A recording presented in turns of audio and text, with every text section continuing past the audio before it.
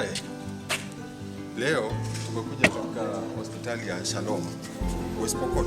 Tuko West Pokot kwa sababu ya kukupatia information ambayo hauna habari nayo.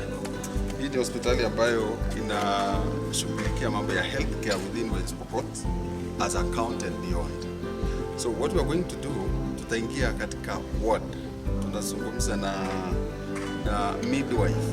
Najua watu wengi hawajui midwife, kuna wanaume pia midwife. But we are going to talk to the midwife, one of the best midwives within West Pokot. Na hashughulikii West Pokot peke yake, surrounding counties and all over the country. Andamana na mimi tuende mpaka hiyo ward tukaonaje. So as I promised you, leo nimekuleta kwa midwife so that aweze kutueleza the process of delivery. So this is the point where life begins. Mtoto mdogo anaanzia hapa. How are you, sir? Fine. Karibu sana. Asante sana. Yes. Hapa ni pale kwa wanaimbia nyimbo tofauti. Hapa ndio kuna midundo. Okay. Moto. Yes. So what is this? This is a baby warmer. After delivery, analeta mtoto na mnakuja kuresuscitate mtoto ambaye amechoka. Mweka hapa tunafanya first examination of the newborn. Okay. Yeah, takes place in this place. Check in case of any congenital abnormalities, any difficulty created, a lot of things. So mtoto akizaliwa tu aidha akuwe amechoka ama hajachoka, hapa ni mpaka lazima kuja hapa for examination. Okay. Yeah, kuna watoto wanakuja, kuna extra digits, kuna vidole extra, kuna maybe cleft palate, kuna hata maybe secretions. Tumia terms ambazo tunaweza kuelewa. Yeah, secretions ni vitu tunaelewa. Hizo ni vitu maybe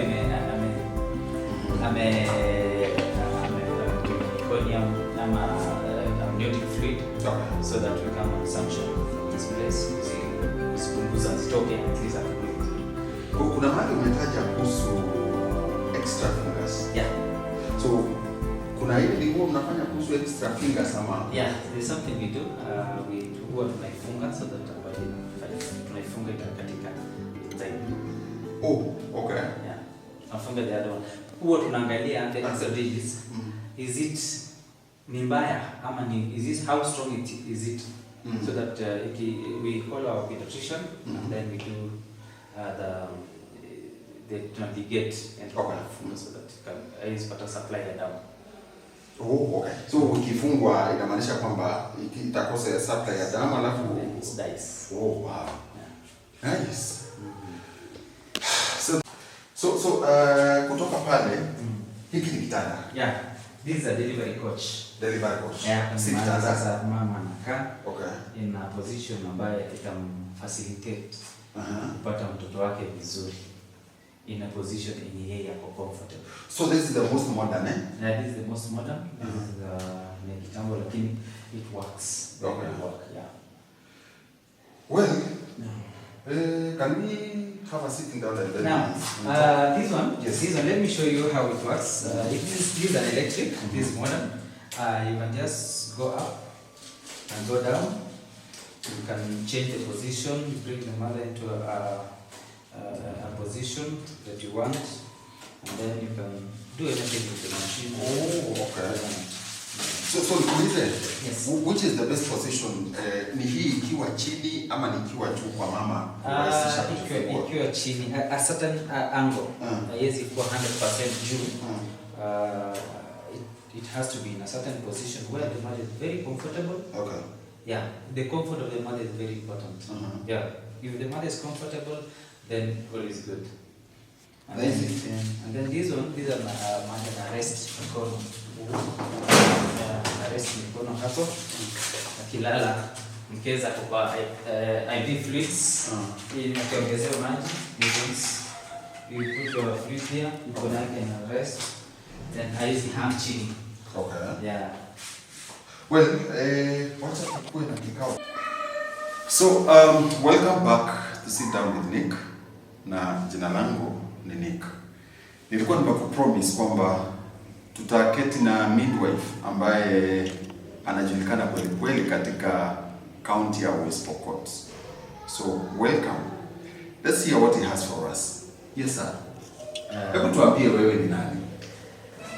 Nick, mimi naitwa Marcelino Owuor. Mimi ni mkaaji wa West Pokot. Born and raised in West Pokot, and mimi nimefanya kazi ya maternity 7 years. 7 years. Yeah, 7 years, and perfect kidogo what I can do, and in what I can do, I try to do it best. So the best thing that I do is I do delivery, counseling, majorly midwifery. Okay. Yeah. I work in the county referral hospital, but I do privatized deliveries. Privatized, okay. Yeah, you just need me during a delivery as you're in a birth plan. Okay. I'll be there. Yeah, mimi niko kwa birth plan yako ya hospitali, unataka kwa nguo za mtoto umepanga pesa, mimi ni baadhi ya hao. Niweka baadhi yao. So I come with you during a delivery, even during a cesarean sections, cesarean section. How did you start? Okay. How did you decide, and why did you decide to be a midwife? I never decided to be a midwife. In public hospital, you never decide where you start working. Okay. But just because I had that feeling that I want to help the people when I am still energetic. That is where the feeling that I should know more and I should help more. By doing so, I perfected my act. I usually say this is an act because it really uses your judgment. It really uses your fingers. You palpate. You know, this baby is a big baby. This is a small baby. This is a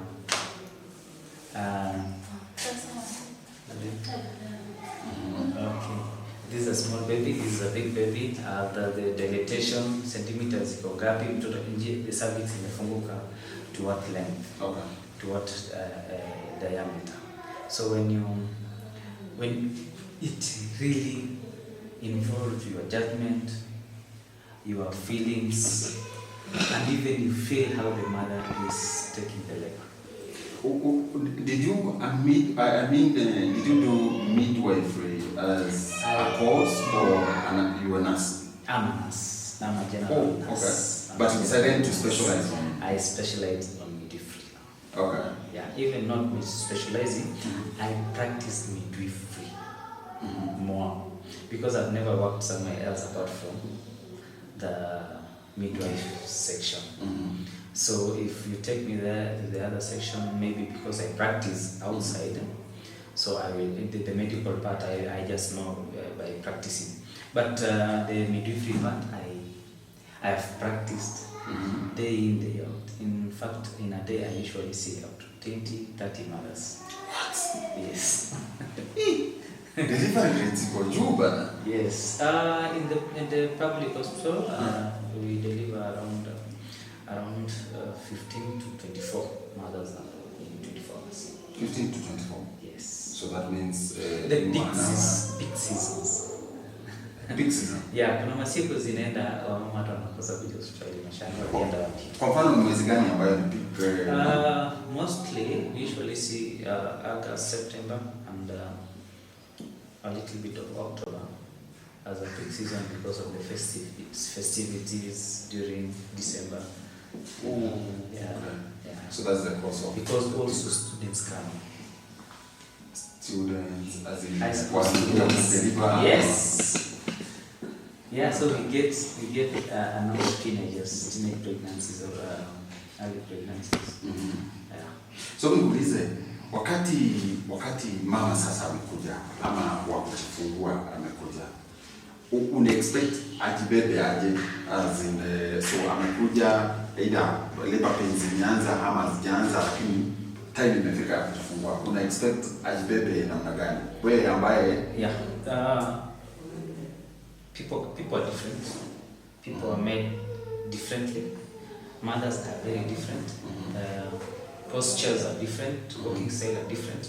A lot of things are different from one person to another. Now, what we expect, we usually see when a mother comes to the hospital, unamwangalia anatembeaje, ameinama, ako straight, anabebwa, ako kwa wheelchair, ako how is she? So your judgment. I told you our work is a lot with judgment. You judge. No. Who you know? This one should come first. Let me see this one first. What's happening? Why is she like this? You see? And then another one comes with conditions. Maybe issues zake akonazo. Maybe she's not in labor, but she wants to see you before labor. So you see different people at different levels. Kila mtu akona mambo yake. Kila mama ana mambo yake. Others wait until delivery time, they come to the hospital and deliver and go home. Some come to the hospital on a daily basis because of some issues. Either complications or something. Not even complications as such, but maybe amekuwa na issues of pregnancies, miscarriages, anajaribu to protect this baby. See? Maybe amekuwa na bleeding all along, so anajaribu to make sure the baby is healthy and delivered well in time, and the type of delivery, the mode of delivery. And there are two modes of delivery: the cesarean section and the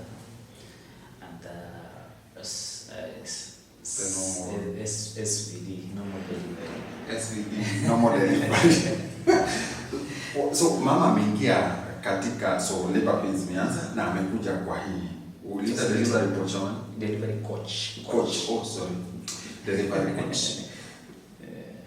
Or whatever. What's the funniest thing mama ambaye anajifungua amewahi sema mpaka ukajipata tu unacheka? These people are good. I think this is the most fun part of my work. And I really enjoy because kila mtu ana story yake. Some people are just silent to it and leave. Some anakuja away. So this is a place where you know the baby belongs to the father. Okay. Yeah. These are places where you will know this baby belongs to the man. Unamwambia wote mtoto wenyewe anitokee. So meaning they've been carrying somebody's thing. It's not theirs. Okay. It's a very sick place to work. If you have the will, you ukue na guts ya ku attend such clients. Some come with issues, some are very sick, some are very, but if you have the heart in you want to help, you want to attend, at the end of the day you go home smiling. Tukienda nyumbani, most of us we work in the maternity case. You go home, when you are trying to sleep, you remember, Mama Flani, I didn't do this and this and this. You take a phone call who is on job, do this and this and this for that patient. Okay. We miss them, we remember. We know we didn't do this right, maybe you call back. So hii sio kazi tu, hii ni mwito. Yeah, hii ni mwito. Hii ni mwito. And I never call so much mwito. May I say it's fun. It's fun. Delivery, maternal happiness, baby happiness, paternal happiness is what I think blesses us. So let me take you back to the time you started hii kazi ya midwife. Yeah. Wakati ulisaidia kudeliver mtoto wa kwanza, yule wa kwanza kabisa, how did it feel? Now, if I start my first baby, I started in college. And I think even my friends, when they see this, they will say it's true. My first, I didn't want to see a naked woman. In my culture, you don't see mothers. Yes, the naked. culture. Yeah, the Bukos culture. You don't see women naked. And I saw it's unethical to see a mother naked. Nilikuwa inahepa na kati mahali ya kuandika information na mdede nimeende kufanya hiyo. But I think kuna sister, a midwife told me, Which hospital was that? That was a Meru General Hospital. Meru General Hospital. Yeah. Akaniambia, now I want to help you and I will help you in a way that you will not even know that you attended a patient. Akaniambia, nataka kuangalia mama hapo, ngapienda angalia mama. Mimi kwenda kufika the baby was coming out. I was in my gloves, so I was like, kujeni mnisaidie. And I think it started building me. And but when I came to West Pokot, because it's home, I said no, I will not work in maternity because it's where my friends are, my relatives are, my sisters will come deliver here, my friends, even my wife will deliver this place. And I realized there's nothing as important as health. It doesn't care who you are. Okay. It doesn't care who you are. At that time during delivery, it doesn't care. This is your sister. This is your auntie. This is your cousin. Finish. The good thing with this is you finish, you forget. Well, let me ask you, can you help your aunt or? When it's emergency. When it's emergency, I'll come in. Because I believe in myself. Hata kama unakujiamini, tuseme si kwa mfano kuna wale mama kumdogo kwa mfano. Yeah. So labor pains imeanza na mama kumdogo unajua ni mke wa baba. Yeah. Now most of them wamekuja and I have avoided them because nampatia mwenzangu. Kindly assist me. This is my mother and I don't want to see her. Okay. Yeah, most of them I successfully dodged that sometimes. So yes. But my cousins I attended them. And I don't even remember. I know I attended them and when they needed me, even they can confess that maybe I helped. Okay. Yeah. What was that thing that surprised you most when you helped somebody deliver? That God is there. That is what surprised me. God is alive. Why? What do you mean? There was a mother. I don't need to say the name, but I will say because there are so many. Yeah. Faith. There was a faith. Faith are so many, so you don't know which faith is that. Okay. So there was this faith that came, and she was bleeding terribly. The baby was alikuwa amenyonyezwa beautifully. So I was fighting. I was alone on duty. I was fighting with the baby and fighting at the same time with the mother. Nakuja naeka dawa nafanya nini, then I was like, now God, decide on which to take. What? Yeah, I'm going to pray nje moja. Decide. Then? And they are all alive. Na mtoto wali... Yeah, alichukua akapik and they went home. But what I don't remember is, did I even transfuse? I don't remember transfusing. So I don't even, I told you we forget. So I don't remember exactly if I transfused. Okay. I added transfused blood or not. The baby never went to nursery, I remember that. But I don't remember her. If I meet her, I don't remember her completely. Tuseme mtoto yule ambaye amezaliwa mbele ya macho yako angeweza kuongea kukuhusu haswa? Yes. Angesemaje kukuhusu na ongee kuhusu chenye amepatana nacho? No, you know, babies are born. Na huwa wanazaliwanga wanakikuja kwa surprised. Like, what is this? And that's why they cry. It's a surprise. They come into an empty world. They were comfortable inside their mother's stomach, wanalishwa, kuna kelele, ujivutie hewa, unyonyi, ukuli, unakaa tu raha mstarehe. But now they come outside, they find a different world. That's why they cry. I don't know what they will say about what I have seen, but we've tried to save some babies. Some come well that even you admire. You see, you say, this is nice. This is a very nice delivery, and then there's a difficult delivery. You see, unapata ingepata mama hata tatu kama wanazaa once even a month work alone. That was up.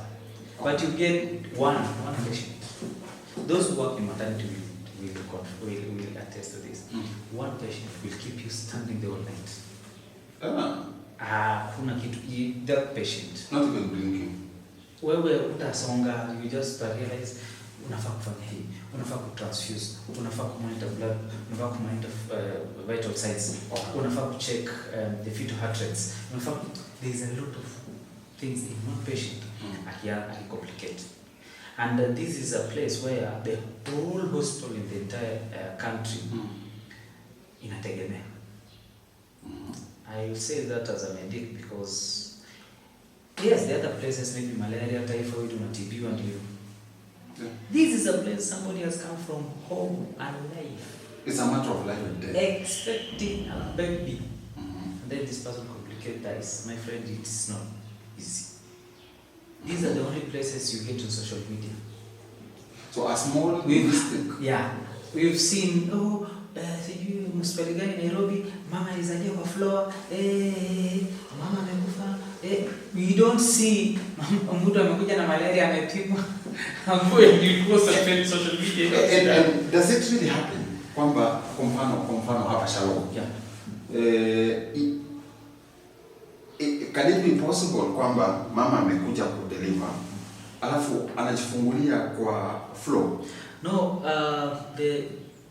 when they are coming, labor inaanza. People are very different, as I said earlier. People are very different. Unapata mtu dilatation yake ya cervix ni one way. Nafunga kuna mwenye anafunga tu pole pole with hours. Okay. Kuna mwenye anasikia tu maji yamwagika, mtoto ametoka. So huyo mtoto anatokea hata kwa njia tumesikia, but it's funny that we don't hear people complaining ati alizalia nyumbani, alizalia barabarani, alizalia kwa gari. But akati amefika tu kwa mlango hivi, teacher, social media, amezalia chini. So let me ask you. Yes. Kuna mtu ambaye umewahi saidia kujifungua ambaye ni very close to you and you felt like thank you God for helping me do this to my very closest friend? Yeah, so many friends, so many. There is that one particular one? No, so many. I don't have a particular day. Even my own wife. I came to deliver when I needed someone else. I was there. Nakuangalia kando, the baby is out. I did the delivery, and I'm so happy that baby nitavona mwambi wewe. Hakuna naferi hapo. I'm the doctor. I am everything. So unasaidia kwa mfano wife kujifunga. Hausikii bibi like kwa mfano blood, this is my blood, you know? No, in fact when it comes out, mama ako sawa, baby ako sawa, we were crying for us. And even the other doctors when they came, now you can stay aside. Sorry, we are looking to maintain one too. Yeah. And it was fun. And I hope I was there. It's fun. It's fun. Ungeandika delivery guidelines. Rule number 1 ingekuwa gani? Rule number 1 to make every dispensary equal maternity. Okay. Rule number 1. If I were to write, if that is support it itaingia hapo, iwe hapo. Okay. Rule number 2. It's a must and compulsory kufanya ultrasound. At early na mwisho ya delivery. Yeah, during almost delivery time. Okay. And then the other one is birth preparedness. Yeah, birth preparedness. You should have written. I should go to a hospital in Akahivi. I should go somewhere in Akahivi. The closest hospital that I have is this one, and you should go there, prepare with them that I will come during my. Kwa ile pregnant mother ambaye anaweza kuwa anasoma hizo guidelines, mpe sheria moja tu kwa sababu you have all the experience that they will need kutumia ndio wakifika pale kazi kuwe rahisi. Specific one, just be very prepared. Just preparedness and checkups. In terms of preparedness, in terms of money. To baby clothes. Watu sasa nikisema hivyo it's like it doesn't, watu wanashangaa kwani kuna watu wanunua hizo vitu. I see they don't, some don't. 3, preparedness, the hospital. The hospital, inafikia the last day I've saved so many, delivered them at home, at the roadside, in town. Nakimbia napigionga tu simu, I have a little bit of parts because I expect anything, any minute. So in my car kuna hiyo package ya first aid. So umesaidia wamama wengi. Yeah. Na especially in this county and beyond, because I understand that you serve in different hospitals, right? Yeah. Facilities. Yeah. Ukiona yule mama ambaye umesaidia kudeliver, what do you think about them? Especially kwa mfano kwa soko, I mean kwa shamba, umekutana kwa barabara. What do you think about them? One, the only thing that hurts me is when they lose their infants or their units. Okay. But when I meet, I don't even remember some. I don't even know them. I usually get greetings, shopping, soda, wow. Even cattle, animals. And I really appreciate because some, even in weddings, in Arambe Sheres, when I attend some, I'm treated differently by these ladies. Wow. You see, hapa Ujamani special. unachukuliwanga umewekwa mahali unakuwa hizo tu vitu ndogo ndogo yenye huwezi expect. Small humanity, then they make me feel better. But I don't know them. Okay. I don't remember anything I saw. I don't even know unless I remember. I had this, I played. Oh, and then? But wanashangaa, how can't you remember? I don't remember anything. I don't. Wachache sana because maybe we interacted earlier before, maybe in primary, high school, and maybe neighbors and maybe friends at work, and maybe when your clients when you may qualify kwangu, so that we follow each other every weekly. I do weekly follow-ups. What do you think they perceive? How do you think when they see you, they feel? I mean. There are different people feelings that I see. Kwamba if I am moving, utaona a section of mothers wamejisanya and they're pointing at me. And there's a baby around them, or even not even a baby. Ukiona tu mama anakupoint unajua ni mti hapo. Hapo kuna kitu na you just leave.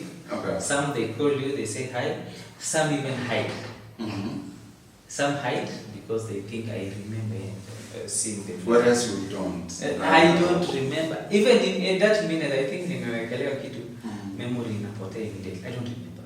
And even of course with the number of deliveries per day, it's What is the most hurting thing that you've experienced so far in your career?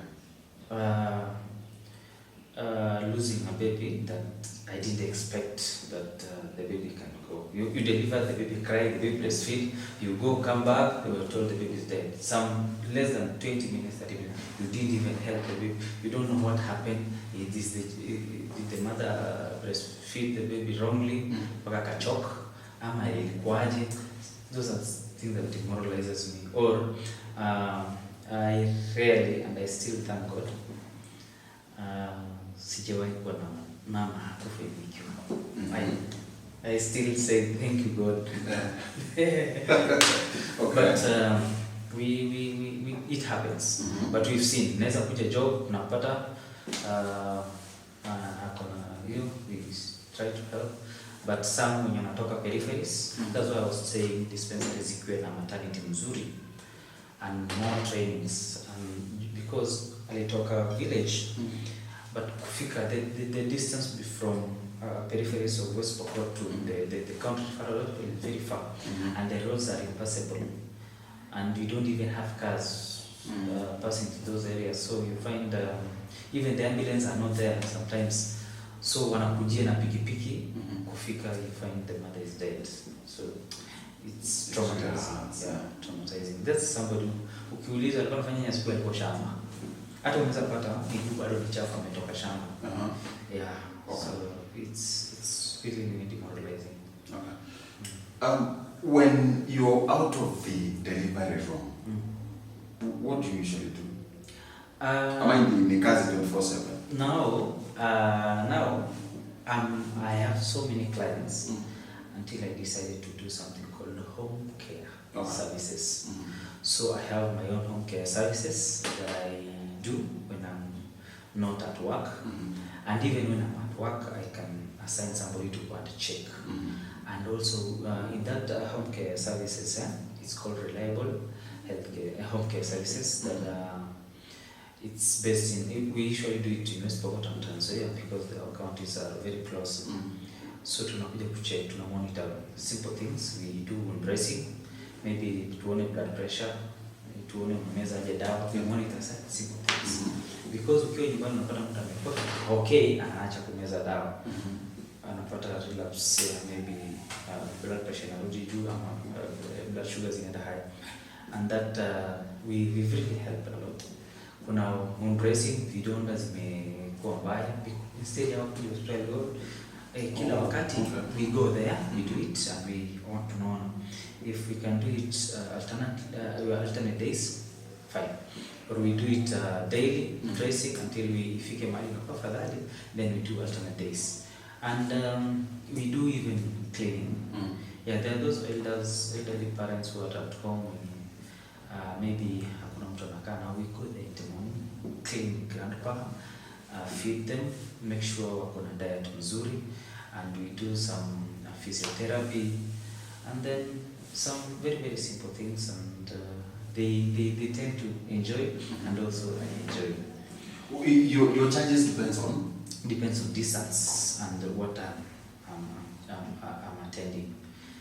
Kama anapewa antibiotics for maybe 7 days or 10 days, or depending on the condition, and or even the dressing, we don't. So inaenda ikichange.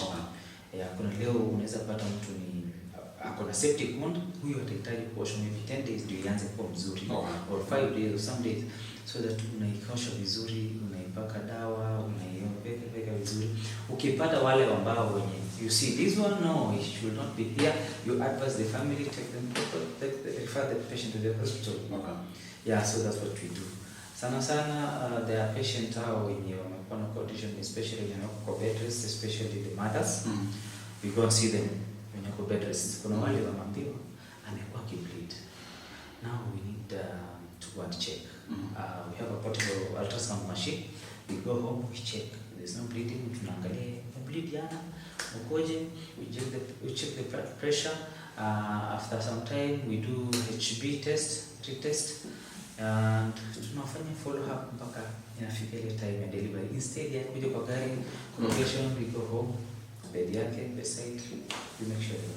So suppose because hapa ni West Pokot, suppose mtu atake when you can provide these services, kwa mfano Isiolo. Yeah. Would you go there? I won't mind because this is what I do. Okay. We will see the charges, and I go there, we check, we do the tests, and kama ataridhika, I will assign, I will get someone from Isiolo mwenye atakuwa anamonitor daily. Of course, we have nurses, we have medical officers, we have physiotherapists, we have everyone on board the home care services, because always fanya peke yako. We have nutritionists for the diabetic, the TB patients. So before you tell us how we can reach you, when somebody wants to reach you, do you have, because naelewa tunatoka a few minutes ago. Yeah. Do you have or would you mind a mother to maybe give us some experience about you? Now, the one that I had, and till morning, and then she had meconium, mtoto kwa distress. Then I took the baby to the CS, to the theater. cesarean section. Baby is okay, mother is fine. Now they are just stable. I've seen them several times today. They're okay. Now I think I can find one. Maybe next time we have client around. When you make one hour, then I discharge them. Yeah, Okay, don't mind. Why do your home care services? I do it genuinely and diligently. If you have malaria, you have malaria. If you are sick, until you are sick, you're supposed to be admitted in a hospital that will do some this scan. And I don't charge a lot. I charge depending on the distance, because I drive on the road. So it depends on the patient's condition also. And I make sure. I'm Marcelino. Today I'm with Nick. Sit down with Nick. You can subscribe to YouTube channel. Sit down with Nick.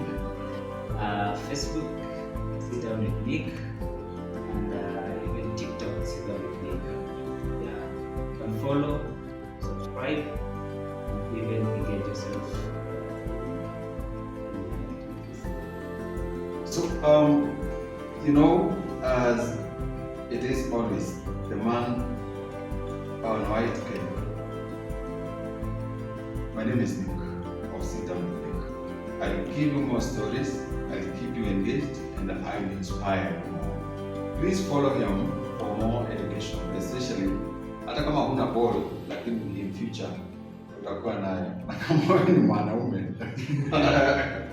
usikize mafunzo zaidi na mawaida, so that isikuwe usiende kulia kwa delivery room ama ward.